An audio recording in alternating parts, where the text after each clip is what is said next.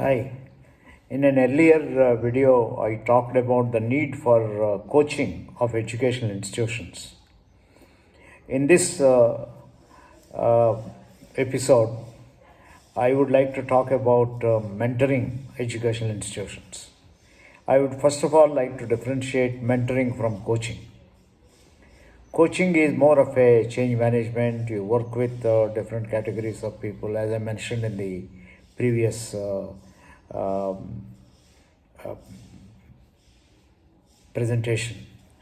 Uh, Mentoring requires different kind of skill sets.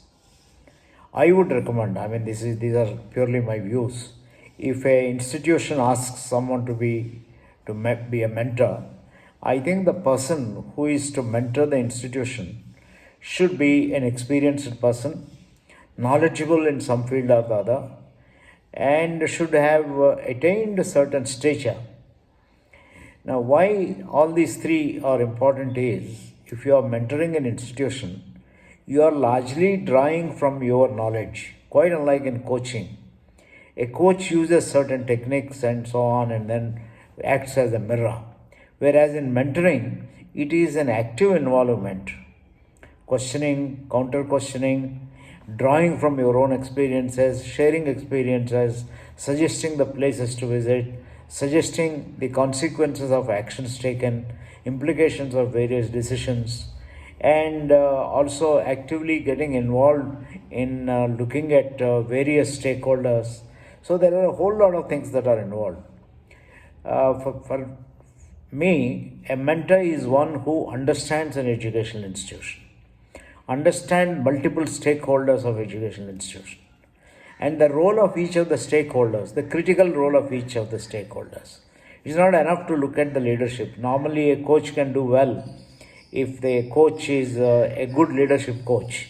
But here, to be a mentor, it's not sufficient to be a good leadership coach.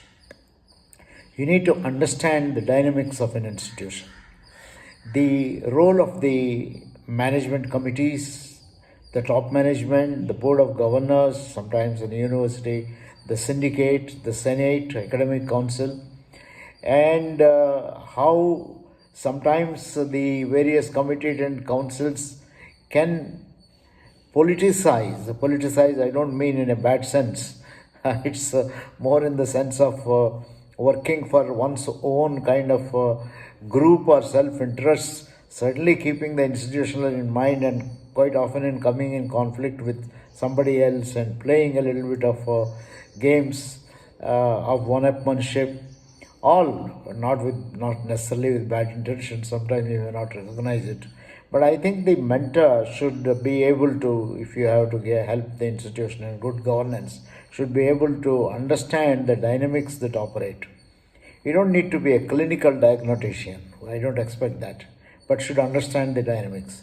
So the person should understand, the mentor should understand the role of various stakeholders besides the management, the role of the head of the institution, role of the deans, the way the institution is structured and what impacts that the institution can have, the role played by alumni, a role played by the current group of students, the support staff, the community, and owners if there are any, and a whole lot of other things.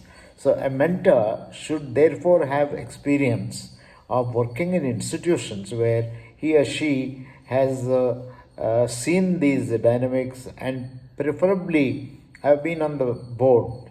Certainly should, if the person is a teacher, he can mentor better. And it's not enough to be a teacher, to be a professor. More than a professor, if the person has been on the board, worked with boards, worked on review committees, did some kind of institutional renewal and things like that.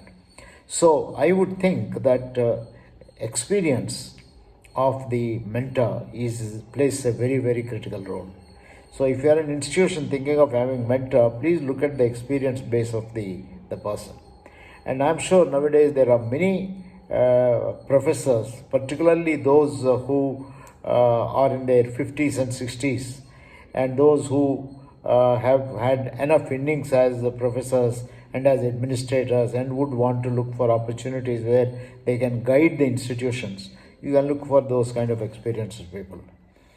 The next important thing is the person must be to be able to mentor. It is preferable if the person is an expert in his or her own field. For example, if somebody has to mentor an institute which is going to heavily bank on information technology or artificial intelligence or digitization and things like that, I think it will be useful to have a mentor who is a specialist in this field, who is currently in touch with what is happening across the country or the globe and things like that. Same way, you can have a mentor in HR and organizational behavior. You can have a mentor in operations management. You can have a mentor who is a specialist in economics, micro, macro, applied economics, and things of that kind. I think depending upon the thrust of your institution, it's a good idea to have a mentor who is an expert in his field, who has done research, who is research oriented, taught, and perhaps got some good feedback as a good teacher and things like that. So this is very important in terms of having. The third thing that I would think is important for a mentor is that the ability to play a mentorship role without interfering with the institution. So if you are experienced and then you are also a subject matter expert, there is always a tendency for people to depend on you if they like you too much. And also, there is a tendency for you to impose your own kind of ideas and views. I'm not saying that it is not right to impose your views. I think your views are valuable, your views should be shared, but I think you should have the large heart to be able to let people decide and do what they think is in the best interest of the institution. After all, if you are an experienced person, you have lived 40 to 50 years of your life. And if you are an expert in your field, you have also made contributions.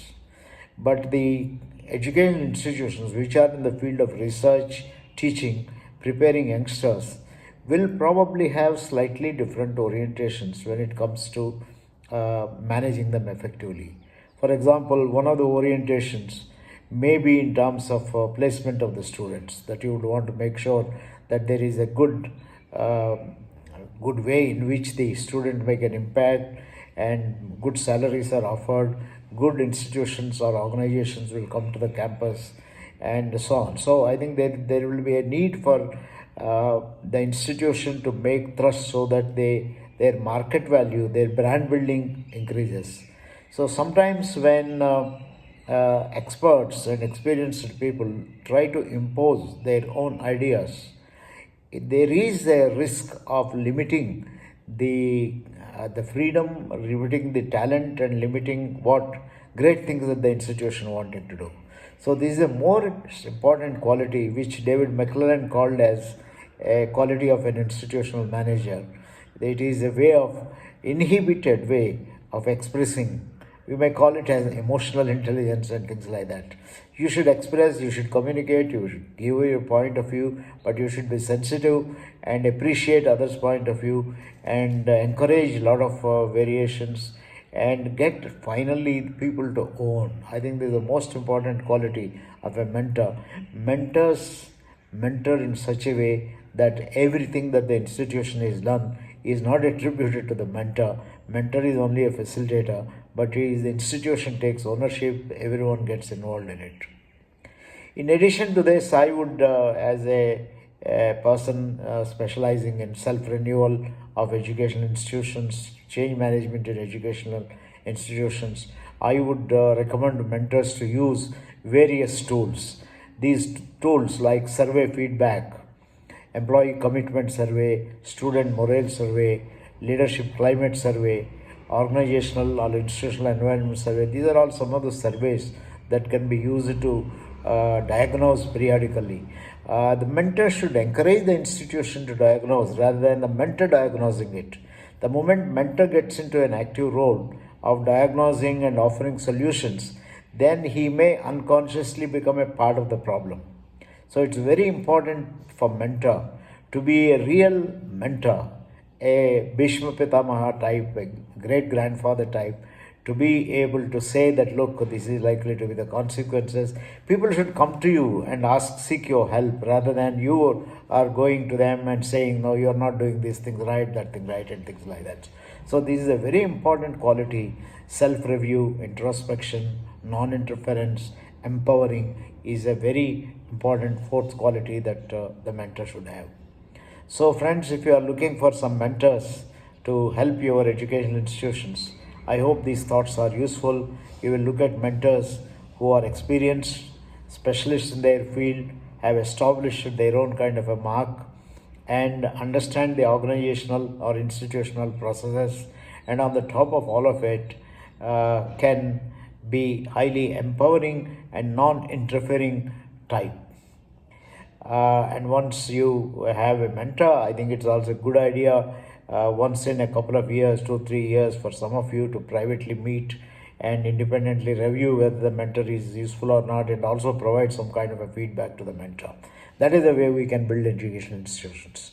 I said educational institutions have tremendous impact on our society. I think if we have one good educational institution which turns out 500 to 1,000 students every year, you are pushing into the society 1,000 change makers, and it is these thousands which multiply to millions, millions into crores, and then that is what will make a country better kind of a country. So educational institutions have a phenomenal amount of role to play in building country, nation building. I want to wish you all the best for all your nation building efforts. Thank you and bye.